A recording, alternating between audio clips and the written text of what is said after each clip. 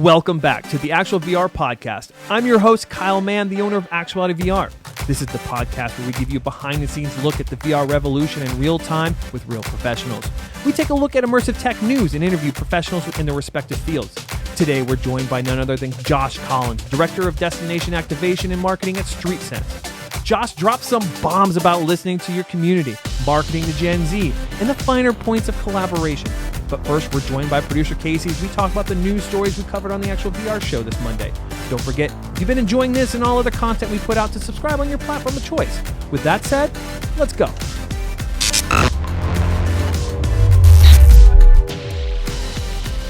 What's going on, guys?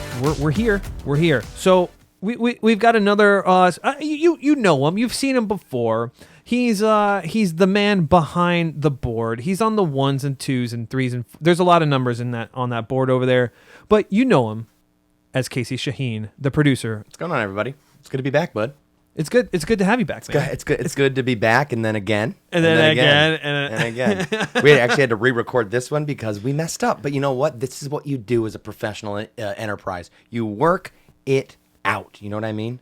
We actually recorded this as like pretense, a lot of it, for another episode. It's fine. It's good. You guys enjoying the show so far? I know I am. Hell yeah. All right, let's get into it. I'm a little biased. All right, so this week on the show, we talked about so Joe Rogan Experience, it's a podcast. Big fan. Big fan, longtime listener, first-time caller. He had John Carmack, who is the CTO of Oculus. He also created Doom and Quake, Wolfenstein. He's the mastermind behind this. Oh, man, deja vu. I'm just getting it. I know, right? We also talked about Borderlands 2 VR. Existed on PlayStation VR, now coming to PC VR. And then finally, we talked about virtual production with the Unreal Engine. Exactly. Which is revolutionizing the way. Revolutionizing. Revolutionizing. It's a tremendous execution of the form. It's never been done better. You can ask anybody. Never done better. Never done better. John Carmack, good guy. Great guy. It's debatable. Good guy. Pretty good guy. On point. So John Carmack. We'll start there. Right. John Carmack. He talked about a lot of different things. I know that there was one thing that really stuck out to me, especially when we talk about VR training and even just the experiences that people develop. And I think content creators will relate to this. But he talked about when they were porting over Minecraft from PC to VR headsets. Right. He was playing it, and he spent a lot of time in it. But he was having dreams about being in Minecraft. Right. And I want to take that a little step further. I think when it comes to virtual reality, this has been proven. It's the reason why it's effective in training. It's the reason why when we have these experiences, we're a part of it. We're in these experiences. Right. With traditional video, traditional games, you remember the game, but you remember the surroundings. You remember where you were when you played this game? You're alluding to the fact that he said he had the dream in Minecraft, right? Yeah. Okay, cool. I just wanted to make sure. I was just like, wow, like this is a profound thing. I've kind of heard it before, but I'm like, this is another take, and I like it a lot. I like it. Hot take. So it was... when it comes to virtual reality, when you're fully immersed into an experience, it becomes a part of your memory as if you were actually there. Right. It's the reason why when we talk about retention and ways to learn, just in general, you have reading and watching things. Right. Then you have teaching, and then you have actually doing. Right. Between teaching and doing is virtual reality. And I think that's part of the reason why. That's why the retention rate is so much higher. I was doing some research, and retention rates are 70 to 90% higher with virtual reality training than it is traditional. Isn't this more readily available for stuff? We're working on it. I know, but that's why people tune in, because they can't wait to know, because we're going to be the first to find out. First to market. News, tremendous news, the best the best news. They've done a pretty good job. So you watched the interview. Yeah, and this I think this venue, for those who don't have the time for Joe Rogan, who do find him exhausting. There are people that do. I happen to be one of them half the time. I love his guests. It was a 3.5 hour conversation. It was a long conversation. So this is a really cool way to get the highlights from people that you trust, news you trust. All right, cool. But yeah. Did you have any takeaways from there? Is there anything that really stuck out to you? Or? I had one about AR that I've been really curious about, is like the when is mass adoption going to be? At what point does AR actually become a thing, and rather than just like, oh, this is a thing? Like when I don't want it to be the man romper. You remember what I mean? Like the yeah, romper yeah, for yeah, men, yeah. where it's like, yeah, men are going to be wearing this. It was all done tongue in cheek, but at the same time, it's like, I really hope that AR isn't done tongue in cheek because it is. I mean, we've been waiting for Minority Report since it came out. Oh, so yeah. now we have the opportunity. It's been the benchmark. Yeah, yeah. And I figured out what the actual application of AR will be, and what through Carmack. And in his words, he says, "I don't think it's going to be this crazy thing like Microsoft Holodeck. Is that what it's called? HoloLens. HoloLens. Holodeck is something completely different. Completely different. Yep, it is Star Trek. That's correct.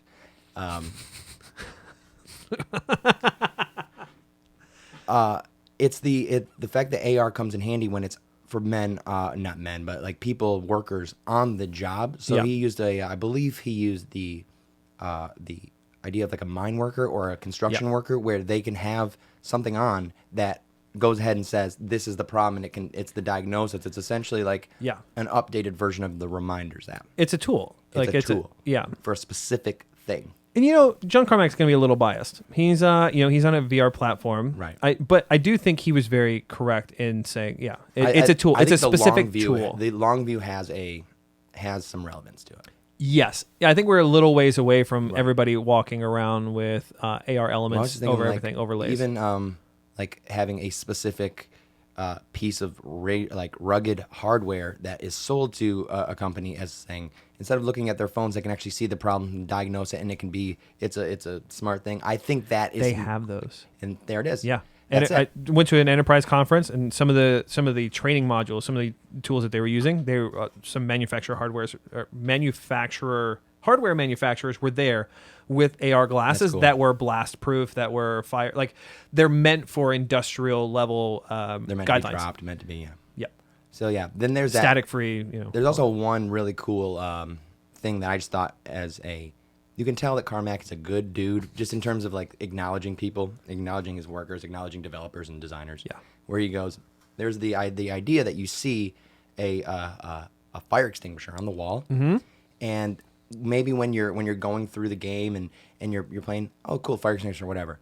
But in VR, in AR, and with a headset on, you can look over and you see, holy crap, they thought of fire code. Yeah. Like. I think that's really cool. Yeah. To No, be 100%. And then, there was somebody behind that fire extinguisher too, Right. and he acknowledges that. He's just like, somebody spent a lot of time Yeah. making that fire extinguisher or putting it there. But like, it was really good. I want to move on. So Borderlands 2 VR. I played the first one on Xbox back in the day. Haven't really played it since. I do know it was a really fun game. Yeah, it was a unique style. It had the cell shading. Whimsical. It's whimsical. It's funny. It's a little silly. It's a little silly. It's a little silly. You got a little twitch going on. Okay. It's the Red Bull and the 6-hour production day. Oh yeah. We work at AVR, baby. Baby. Yeah. So the game came out on PC. PC. Yep. So it's not out yet. August, I believe, or not August. This fall is going to be the release date announced. I think it's this fall. I'm pretty sure it's this fall for PC VR. It happened in August of last year when they released it for PlayStation VR. So it's already existed. But I think when we start talking about you get a little bit more flexibility when you're using computer processors. I think that's when you're really going to be able to see just how much time, because it looks. I think we talked about it in the show. The show is kind of designed, or this game is designed with cell shading in mind. It's stylized that way. It's perfect for the medium. It's perfect for the medium. It's not this super textured game. Well, we're not talking. You get close enough, you can see the pores in somebody's skin. Right. Like no, it's. I think it's perfect. It's efficient. Here's my question about little sidebar. Do we want VR to get to the point where we are looking at people's pores? Because here's my question. The reason I say that is because there's the beauty Snapchat filter that completely erases pores from your face. Like, are we just in the digital world? We want the digital world to like mirror the real world. Do people really want that much realism in their VR? Because I think that is a complete waste of time. We've already decided on the public forum in the realm of public discourse that we no longer want to see pores. Get your pores out of my eye line. It's like Christian Bale. Get your pores out of my eye line. Get out of my eye line. Get out. So I agree on a couple of points that you made there. Like, I don't think people want other people to see their pores, They want to see other people's pores. but they want to know the realism comes Is when the you look future at of VR another. petty? It's it's always the Yeah. future of anything. Have you ever is been in VR chat? Yuck. So I think that no, if we're in if you're creating your avatar, no, you don't want it to be realistic enough to see your pores, because people are gonna. I think people are gonna choose to not, like, they're gonna choose a flawless. Yeah. Or maybe maybe not, but I think I'm body positive. I'm going to show my pores in VR. In fact, my pores are huge. I guess. But I do think as Will long I as regret that? Probably. as the hardware. Taking a hard line on pores. What I think as the hardware gets better, we're gonna want to see it. It needs. We're gonna want VR to mimic the real world as much as possible, flaws and all. But no, I don't think people will ever want to show. I mean, I don't know. Maybe that's something, like, it gets to the point where if it's super easy to create a 3D scan of you, pores and all, and that's just something that you can do, like you in the real world is in the virtual world. I don't know. Maybe. I don't know. Yeah, I don't know. I don't know. I was gonna take the stance of someone who wants that, but I'm like, that certain person is so exhausting. That future person that doesn't exist yet is so exhausting. And I'm pointing at the friggin' rafters here, dude. The cheap seats. I'm pointing to them. You're exhausting future those people.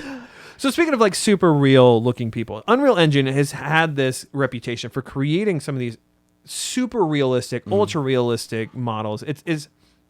So Unreal Engine, if you guys don't know, Unreal Engine is a game engine. It's what a lot of the games that you play are built in. There's also Unity, which is another one. And Unity is perhaps arguably the most popular when it comes to virtual reality, because it's a little bit easier. There's more resources there. If you're going to get into developing, like, that's going to be the route you're going to take more than likely. You're going to find the jobs there. But Unreal it has an entirely different structure. It's not as intuitive. There's a steep learning curve. But what they've done is they've created this tool, this virtual production tool. And if we get a chance to, I think we talked about it on the show, and I showed a little bit of the footage. The field guide, right? The field guide, yeah. So there's a field is that guide. what you're talking about, or the footage? No, I'm talking about the actual video. So if you get a chance, you can go to Unreal's website and just type in virtual production. Well, the first time we recorded this segment, we did pull it up. Oh, we did? Yeah, we did pull it up. And I think the most notable application for those of you who are just joining in into what VR world is and what things are. Is that going to look good on my story later? Shout out to Patrick for taking pictures and making my story actually work, because otherwise I don't take enough pictures. You'll know about the Unreal Engine, and it's through because if you watched Game of Thrones, which Kyle didn't, you can shame him in the comments below. I haven't seen it. Shame him in the comments below. Sorry. But but the way that they did when 1-1, the giant came back in one of the final episodes in the last season, was shaking the little Lyanna Stark. They did that in real time by using the Unreal Engine. So they were able to use like a prop, or they were able to have an actual guy in a costume shaking a prop, and then vice versa, and they were able to retexture the world around him. And they were able to make that fantastic scene that Kyle hasn't seen. They made it really good. It was actually like one of the highlights of the episode. But. I think so. To put this in, if you have any experience or knowledge about the background of movie production, right? They essentially create these sets. Anything that they can't create, they put on green screen or blue screen. Anything isn't fit, and they just fix it in post, or they do a lot of post production visual effects. Yeah. What people are able to do is they build this set in VR. If a director says, yeah, I don't like the way that rock looks over there, they put on a VR headset and they're able to click and drag and just, like, in a headset, move that rock anywhere they want. They can scale it. And what it is an actual representation. The background will adjust to the camera. So there's a direct tie to the camera you're shooting with to the background. Cool. So directors and directors of photography, DPs, are able to get a real live view of what that shot will look like before any post-production has begun. When I say it's revolutionizing, I've always said that the future of filmmaking is going, when we talk about virtual reality and we talk about the ability to interact, like, you're going to have a game developer on site with you. Right. And that's precisely what's happening in Hollywood, especially with when we start incorporating. You need a developer. Do you think that the term game developer is going to change into an atmospheric the VP of atmospheric development, and that's a pretty cool title. They would just change the name. You know, Hollywood just creates titles for things. Well, you got to put it on the credits. The You got worker your IMDb. competency astral projection therapist, CEO, vice president of. I've got my accounts crystals. receivable. I've Yeah. got my crystals with me. Oh God, no! No, It happened. It's fine. Water happened. It's fine. I can't. It was in the way. I couldn't see. You know It what? was It's completely there. fine. It's on the table. We spilt the tea. We did it. Here's my question: do you think that With special effects? the utility of this is special effects? We did this in Unreal. Unreal. Engine, believe it or not. Realism. Do you think It's that unreal. for directors who are like, and I used this before, but the term are the example of Alfred Hitchcock, who was very meticulous about the shots that he put together. Is that going to create like a paralysis by perfection sort of syndrome with a lot of Yeah. these creatives who like they're forced to make these decisions and they're forced to in order to access the shots that they're doing and like get them created. If they have all the possibilities in the world at their They're gonna try fingertips, they're going to try them all, and budgets will continue to inflate. I didn't think about this the first Future time we directors, talked. this is the futures. I'm pointing to the cheap seats with the futures today. Cheap seats. You're getting it. You're getting it today. Casey's on a roll. He's a rampage right now. I didn't think about this the first time we talked about it, but I do think. But you look at one of the benefits is that if they do want to make a change in the past, that decision was hindered by the fact that it would take months of redoing the set, and it's months of work to make that type of change. Right. But you think about even if they spend an additional couple days trying different things, like maybe it still works out in the. That's actually a good point. I don't know. I mean, that's something that I've had no desire to get into development, like VR development, as a profession, like me personally being the best Right. dev out there. But when we talk about how that affects video and how that relates to production, Right. I can get down with that. We just So gotta I'm super pumped. We just got to travel across that uncanny valley and get some hyper realism in these things. Yeah. So, and also too, I will say my Unreal Engine initial attraction, allure, came from creating these amazing environments that it was able to create in virtual reality. I wanted to be able to create a space and create an experience, design this experience for somebody who's visiting for the first time. And speaking of design, we have a very special guest coming up with us. When we talk about experiences, he is the best designer of experiences that I've ever met. He's he's changing the world. You guys are gonna love this interview. You guys are gonna love it. I hope you you're gonna stick around.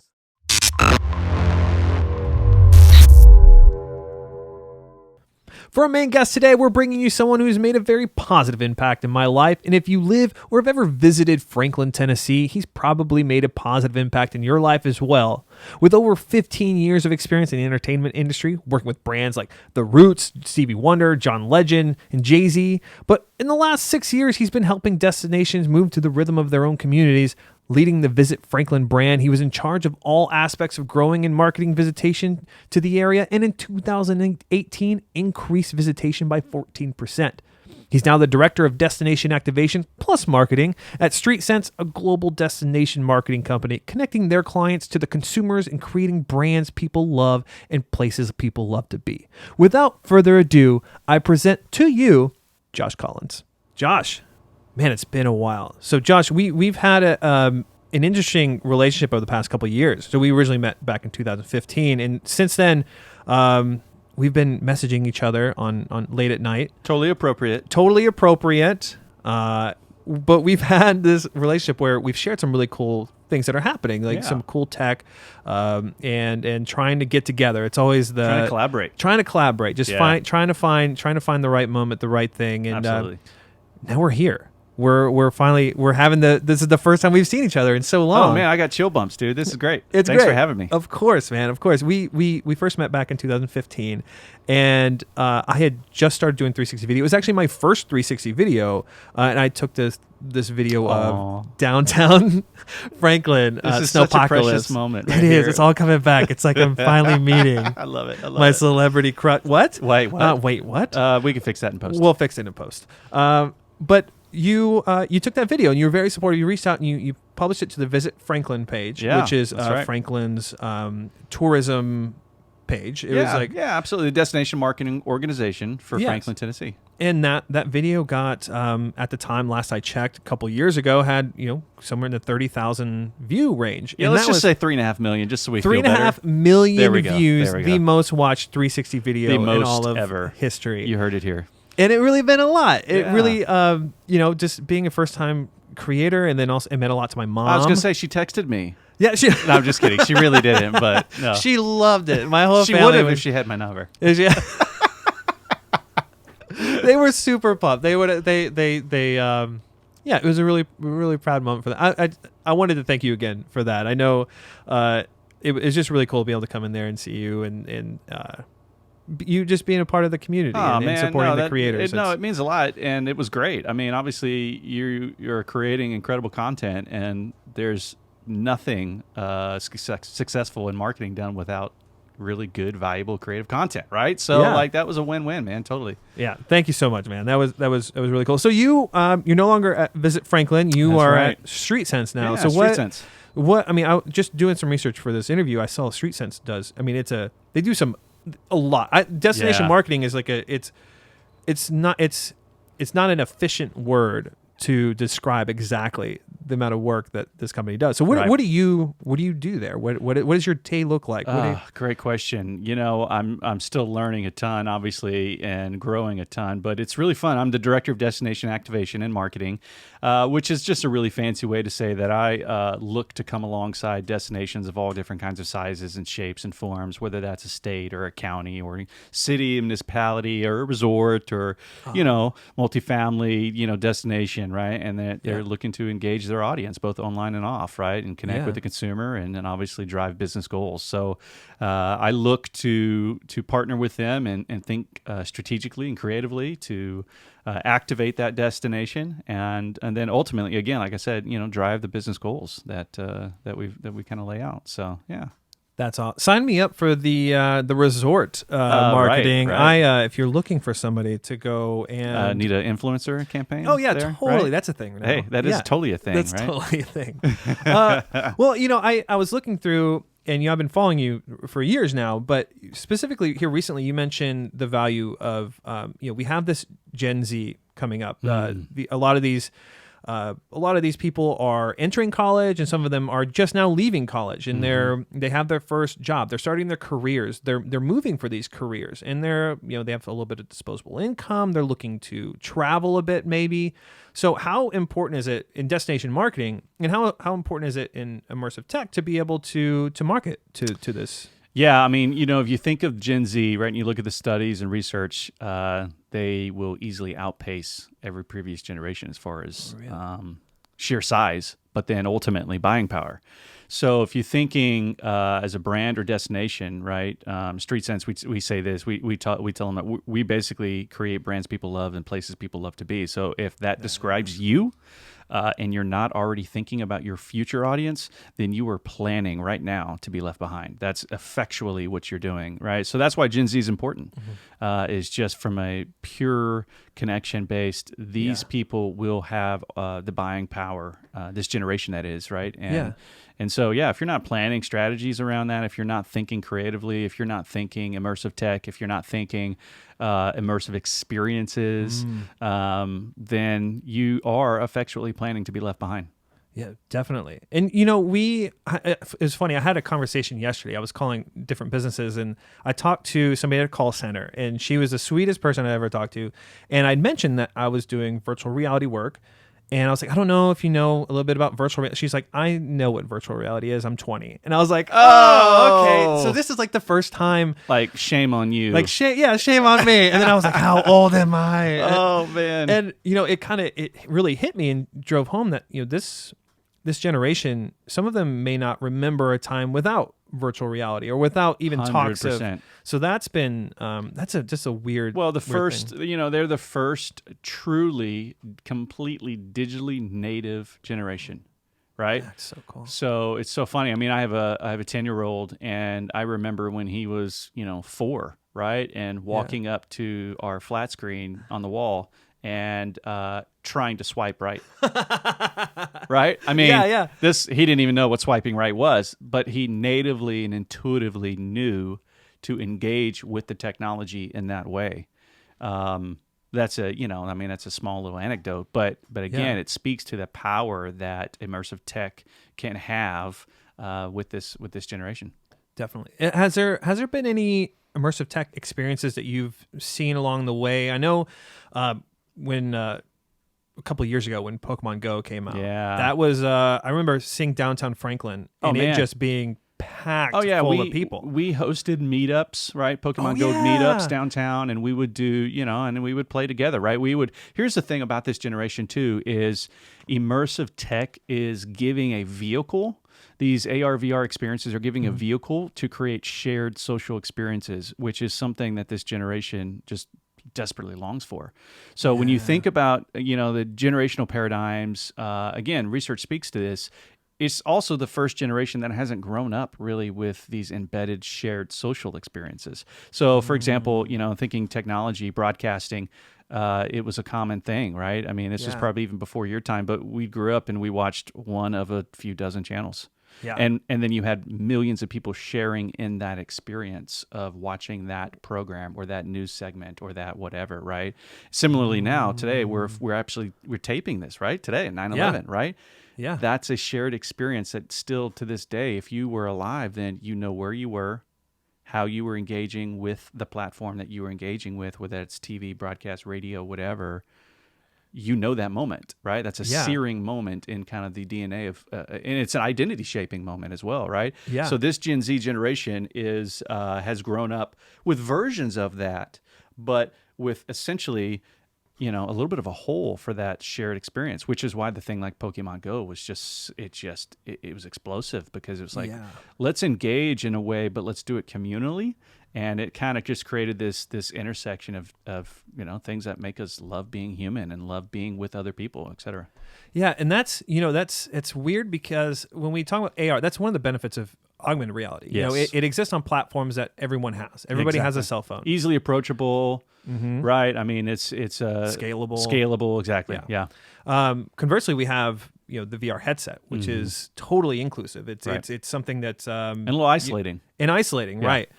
But one of the advantages to that, and that's we actually talked about this on the actual VR show. John Carmack, the CTO of Oculus, was on the Joe Rogan podcast, and he talked about the memories that we have from virtual reality experiences.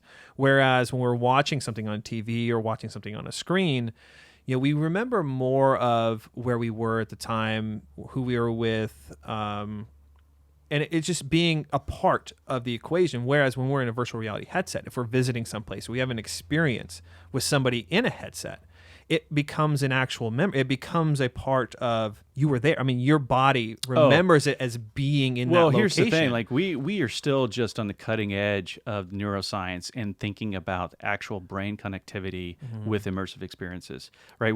I mean, there's so much work being done on the therapeutic side with, rewiring our brain and doing cognitive therapies and things to help heal trauma, right? And VR has a whole the sky's the limit on what VR can do in assisting with PTSD, right? All kinds of, post-war trauma. I mean, on and on and on, right? So it's really incredible as to when you think about what immersive tech does on the brain level. It's again, we're on the cusp. It's much exciting. Still to learn and grow. But there's a ton of stuff we don't know yet. And I think as we have these social interactions within headsets, as the Quest just came out, you have these multiplayer experiences. So experiencing things in a headset with other people is an entirely different social interaction, whereas we're on the internet, we're typing things, it's a completely impersonal thing. But anybody who plays video games online will know that it's still kind of impersonal. You're not in front of a person. Well, I'll tell you, but looking at the gaming industry as a whole is another great case study from, just from a sociological standpoint of thinking about shared experiences in Gen Z and then thinking, gosh, why is Fortnite so popular? Why is, I mean, on and on, there's great examples of this, right? But it's like you're creating this virtual shared experience, which is, it has tangible benefits. So I want to know, because we do have some immersive content creators that watch the show, And a lot of when we talk about the very beginning of 360 video specifically, some of the initial experiences were, let me set this tripod down in one location. Hey, look at this cool place. Like you could be at this cool place, and that worked at the very beginning because we had this novelty 360 video. It's the video that I did. Yeah, right? You got to start somewhere. Exactly. In the tech, people are trying to figure out how do we tell these stories. A location can very much be a character in a story. Should be. But it should be. Oh yeah, I like that. Yeah, should be. Yeah. But as the tech kind of has evolved and storytelling has evolved, we've found that ultimately, we need to tell stories with this technology. So how do you recommend an immersive content creator, whether it be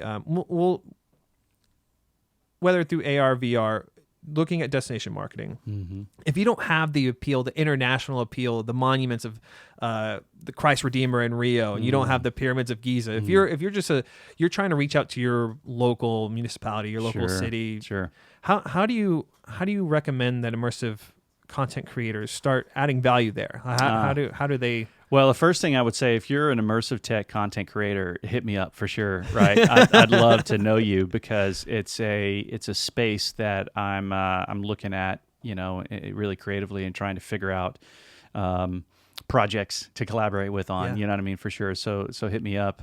Check me out in the show notes. Right, but no, but I think the other thing is those are the easy examples, right? I mean, thinking in terms of that is really easy. And those are great, right? But every destination has unique character, has unique stories to tell. And if you're going to do marketing and storytelling correctly, correctly, it's probably not the best way to think about it. But in terms of doing it in such a way that will connect with the audience, then those aren't probably the ones you want to do. I mean, it's the ones that nobody knows about. It's the stories that are almost lore that you want to think about and try to uncover. So. In general, storytelling, right, is an art form. I mean, it's absolutely an art form. And I think the challenge, or at least to your question, my advice is read great stories. Oh, yeah. You know what I mean? Like, what are the great stories that cause you to come alive? Like, how do you find yourself in them? And what is it that captivates you? Like, where is that intersection of content versus fantasy and imagination and everything that you are drawn to? In other words, like that's where you come alive in the story. And I think when you combine that with just understanding we're built for story, we're built for narrative, right? I mean, you don't have to go further than the last, 5 years and looking at what Marvel's done on the big screen and go, oh Lord, like we are captivated by narrative, right? By big, grand, epic tales, right? Yes. And you can see that throughout. So when you can kind of reorient yourself into learning to think and see story that way, I think you're well on your way. And then it's nitty gritty, right? So you're on the ground in your destination. You're like, do your research. Look online. Instagram, for example, is a great way. Look where are most photos taken, right, for a destination. Do a little bit of research there, and where's that happen, right? I mean, right, my plate, my pancakes at this morning or whatever. No, but that's a good example, right? Where the markers, the landmarks, and then it's a great opportunity maybe to think about, okay, what stories happened here. Franklin, Tennessee is just one example. We've got so much history here. Yes. Really authentic history, right? From the Civil War and everything else. And so there's tons of powerful stories like that yet to still be told and interpreted using immersive tech for sure. But there's a couple of good ones. You said some of those. I really some tactile information. So if you're a content creator, whether it be immersive tech or otherwise, starting go on Instagram and see what are people talking about. Where are the stories? Where is your community? Where's the attention within your local community? That's a great one, right? But you've got to be able to, great storytellers first become great listeners. You know what I'm saying? So being able to listen to the audience, and you can do that at scale with Instagram. You can do that at scale with YouTube. You can do that at scale with Twitter, Facebook, right? Snap. You can do that. You can do that at scale from the sense of going, what is driving trends, right? What is driving the trend as far as color, right? What is driving the trend as far as yeah. aspect ratio? What is driving the trend as far as music, right? Think Yeah. box office. I mean, again, what you're doing is you're letting other people spend the money for research for you, and then you're There you just go. sitting there in a seat going, okay, well, what is big box office doing? Well, look at Marvel. Study that. What are they doing, right? How can I learn from that? What pieces of that can I interpret and then integrate into what I'm doing? Well, that's you did that very thing with Visit Franklin. Yeah. You saw you guys had a hashtag, the Yep. hashtag Visit Franklin TN. Franklin TN. Oh, and then you switched it Yes. over to Yeah. Franklin TN Yeah, that's when true. you realized that was That's where everybody was at. That's where everybody was at. Yeah. You listened to the community, and that's well, where they were. That's the other thing. Like, this kind of the branding 101 from that standpoint, but it's like, where's your audience? Where's the fish? Where should you fish? Where the fish are, right? Yeah. I mean, that's a no-brainer there, but, That's awesome. but we miss that because we think that we're creating something we need to own. And, the truest aspect of any brand and story is shared. It's mutual. It's like one of my favorite authors, she says, the most powerful words you can say to another human being is me too. It's like the shared sense all of a sudden is what creates resonance, right? When things are in an isolated tunnel, we get very myopic. We get, we start to think it's my funnel, right? I just need to drive consumers down my funnel. And here's the reality, like human beings, we know, we inherently know when we are being made the means to someone else's end. We know that. You never hear, man, I met the best used car salesman the other day. He made me feel so good. No. Instead, they're the butt of the joke, right? Unfortunately, right? But so, it's just that's a principle, I think that just, is really true. There is something. There's been a theme that I've noticed from you over the past few years, and that's you always mention that when it comes I'm a little scared here.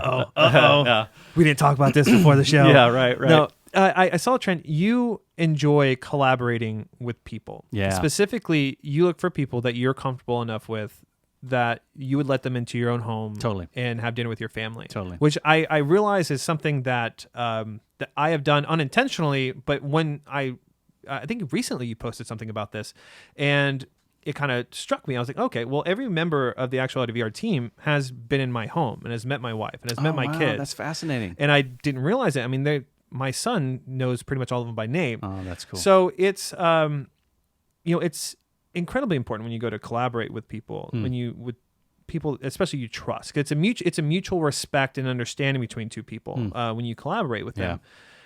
So how do you? One of the challenges is that Actuality VR, we create immersive content. When we're talking with potential customers, especially for the first time, they may not know the value or know what immersive. I mean, even further, they may not know what virtual reality is. Yep. So how do you recommend, if we're going to follow that philosophy of really fostering these relationships and being able to collaborate at that end, how do you recommend immersive content creators approach people to collaborate with them when they don't necessarily know or are resistant to the technology? Well, I think, that's such a great question. I'm still learning myself, right? And it would be really foolish of me to think that I have some quippy, pat answer here. And it's certainly not a pat answer. I mean, it's something I still struggle with now, being on the slightly different side of the industry. But I do love collaborating. And I do think, part of what collaboration is truly all about, especially when it comes to creativity, it's, necessitates vulnerability.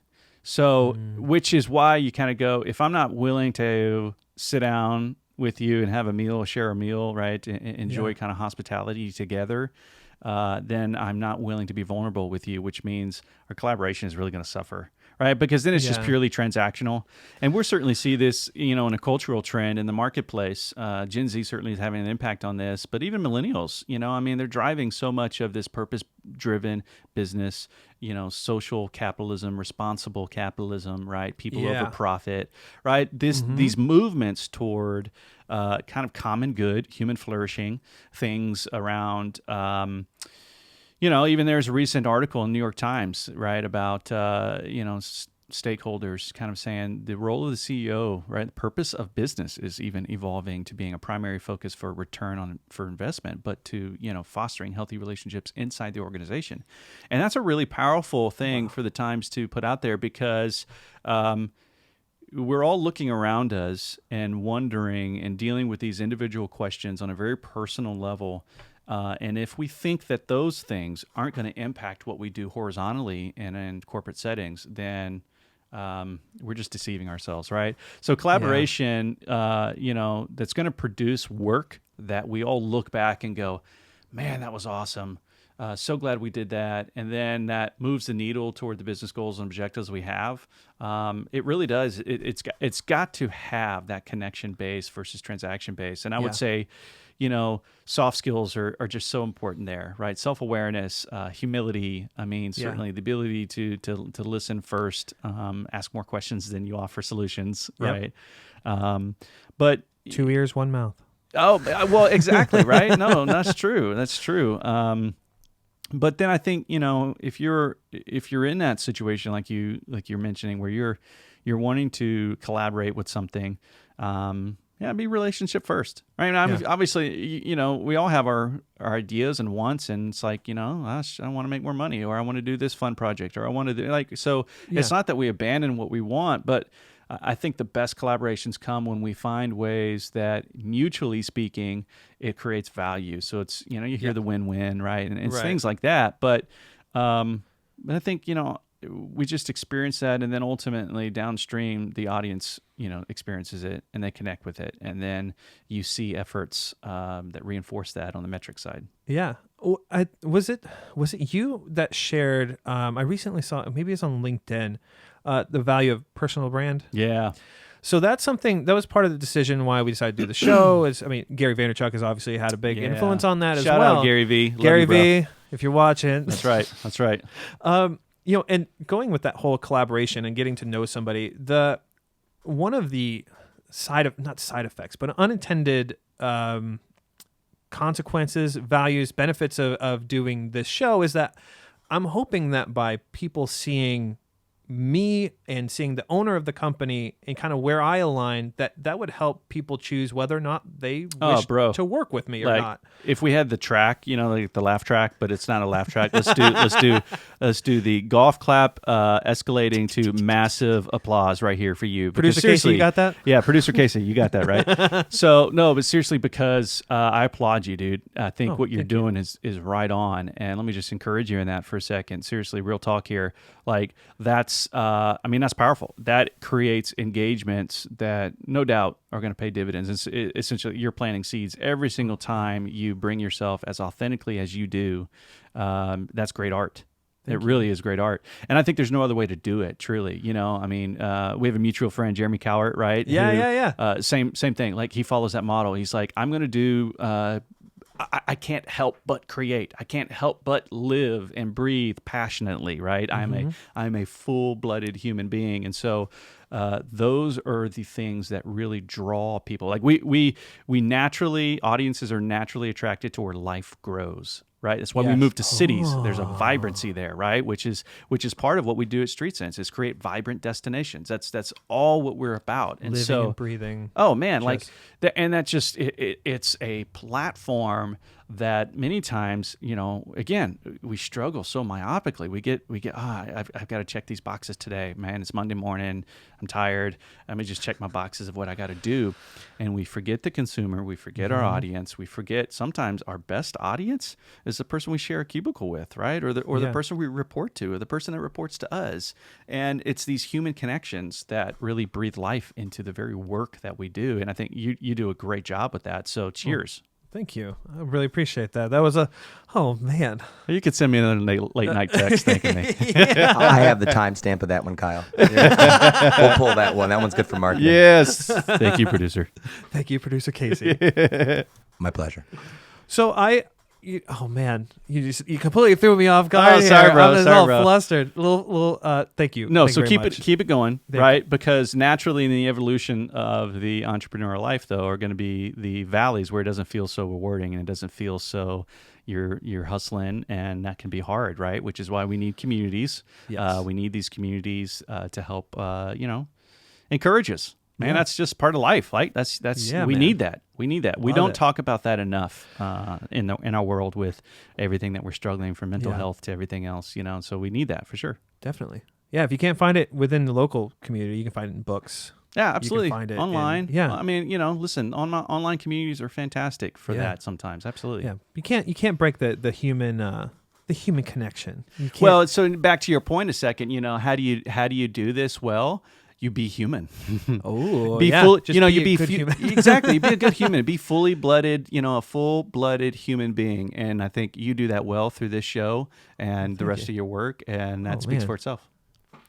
Well, that's I want to give you an opportunity because you have a lot of things I'm sure going on at Street Sense. Right. Yeah. What is it that you're most excited about that you're doing over there? Because I mean, there's when I look at the list of things that you've accomplished so far. I mean, you've done some incredible things, and being at a company like Street Sense, I'm sure is just able to scale what you're able to do. Yeah. So what is it that you're excited about? It's coming such up, man. That's What such do a we got? great question. I mean, I really am excited about the opportunity I'm being given to come alongside more destinations and help them create vibrancy there, right? Help them. Again, when I look at this, I look at it from the standpoint of the impact that this work creates. Like many times, travel and tourism, destination marketing is considered the silent or invisible industry, but yet, last year's figures were north of over $3 billion spent domestically a day. With a B. With a B, that's a big giant B, right? That's insane. That's a lot of money, right? And that's Yeah. that's everything. I mean, think about, you're traveling for a conference, you're on vacation, you're, business meeting, whatever it is, right? Yeah. I mean, that's happening, domestically all over the world. It's such a thriving industry, and it generates a massive amount of economic impact, which at the end of the day, we're talking small business owners, right? You got a Yep. Main Street. Like we do up Yeah. the street here in Franklin. We're right in Franklin today, right? So right Yep. up the street, you got a Main Street, it's a thriving Main Street, small business owners that own these shops, and they want to succeed. They want to have a vibrant business. They Yes. want to have food on their table. They Yep. want to, they want to flourish, right? Exactly. That's what destination marketing is all about, is facilitating that vibrancy, right? I mean, essentially at its core, it's connecting consumers with these great experiences. All across, really the world. And so I'm excited about the opportunity I'm given to scale those efforts that I've been able to do so successfully for Franklin and other smaller communities, but then to do that more broader, larger, kind of elevate and strategically implement things that are going to really make a huge difference for communities all over. That's amazing. I wanted, so I'm talking to you immersive content creators. And Josh has said a lot of insightful things, but I especially want to encourage you guys to challenge what you're creating. It's not just about look at this cool location. As awesome as that is, and we do want to show there is a beauty to a location. There's beauty a all location around us. it All around breathes, us. it lives. And so I don't want to discourage you from doing that. But when you look at Main Street down in Franklin, each one of those store owners has a story. Yep. Each one of them has a unique story Yeah. that needs to be told somehow. Yeah. And so as a content creator, I challenge you. It's the same responsibility we've had from the very beginning, and that's to tell stories. Mm-hmm. And a lot of times as a content creator, you're better at telling other people's stories than Yeah, you are totally. than you are Totally. your own. So I just encourage you guys to use the technology as it's a tool, and it's a powerful tool, and it's a storytelling tool. I challenge you to tell those people's stories in a fun and creative way. Always have fun doing it, but I think that's the important thing. Especially, Well, think about it like this. Think about there's kind of this dual function to what we're talking about, especially to immersive content creators, right? Deliberately, it's like you are creating a vehicle to engage the audience, but you're also at the same time giving this gift, and it ends up ultimately being a gift to both, but it's a gift to these stories themselves, right? Stories must find their way to the recipient, right? humans must make meaning of those stories. Those are non-negotiables. They're hardwired into our DNA. We cannot do that. We do that. We make meaning of stories, right? So if you're a content creator, really essentially, right? I mean, your meta calling is you're a gift giver. I mean, essentially at the end of the day, you are a gift giver, creating these really powerful experiences that ultimately become these gifts for your audience.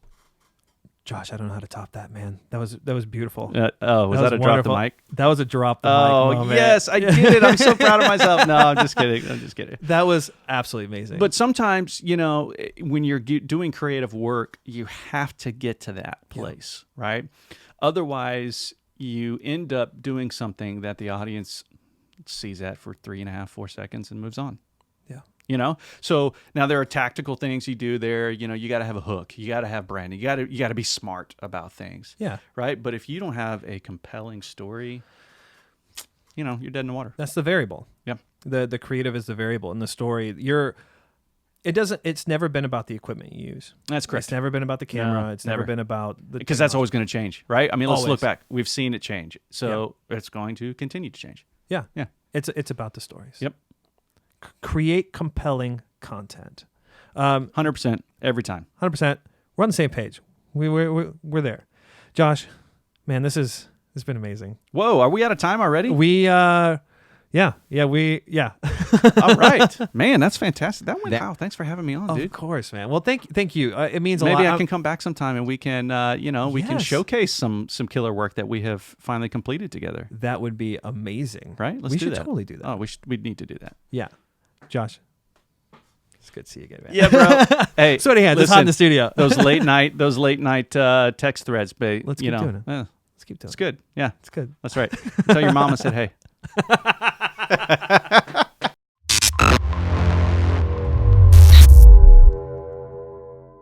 Guys, I hope you enjoyed this interview with Josh Collins as much as I did. We created this show because there's a lot of immersive content creators and implementers in the field, and they don't have a platform to speak on. That's why we do what we do.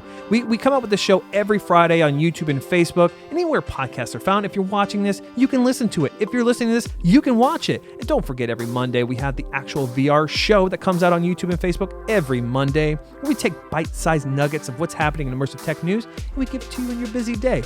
As always, I hope to see you next week, and until then, have a good one.